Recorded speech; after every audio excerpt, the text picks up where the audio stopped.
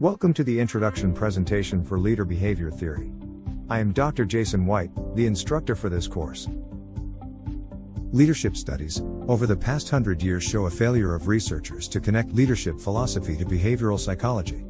Likewise, the psychology of leadership has not been a prominent focus of behavioral psychology. This course explores the intersection of leadership and behavioral psychology research. The concept of leadership has been around since the formal recognition of government in city-states. The first civilization began to urbanize as early as 4000 BC. The United States, geographical layout and government, are modeled after these city-states. The study of leadership, as a social science, did not emerge until the 1930s. Since that time, a plethora of studies and journals have been developed for both the fields of leadership and psychology. John Watson, the father of behaviorism, published an article in 1913 called Psychology as the Behaviorist Views It, where he discussed that the subject of psychology should be on observable behavior. This caused a shift in the field of psychology, from constructs to observable behavior, during a time when society was interested in the analysis of child behavior. In 1920, Watson published with Rosalie Rayner, Conditioned Emotional Reactions, also famously known as the Little Albert Study, which was another study that shook the field of psychology.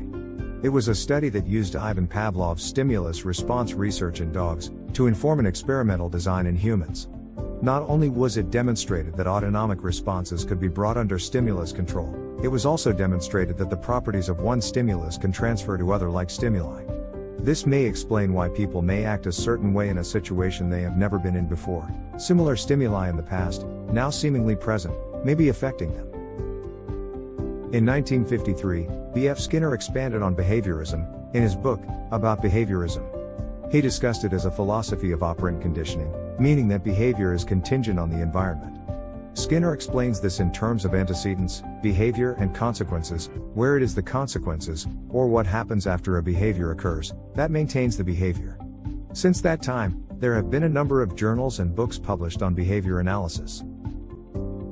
In 1977, Aubrey Daniels started the Journal of Organizational Behavior Management, a leadership journal, and in the editorial, cited the Bear, Montrose, Wolf, and Risley article as the direction for the new field. He stated behavior should be observable, and that the research inform practice. Unfortunately, the journal has not been able to follow the strict directives. Most of the leadership studies published today look at constructs, and not observable behavior. Leadership theories that purport to be about behavior are not based on behavior analysis. Prominent researchers have noted the value of applied behavior analysis in leadership studies.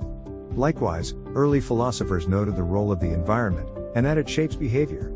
This course emphasizes the usefulness of applied behavior analysis in leadership research, and the role the environment has on shaping leaders and followers. That concludes this presentation. Thank you for watching.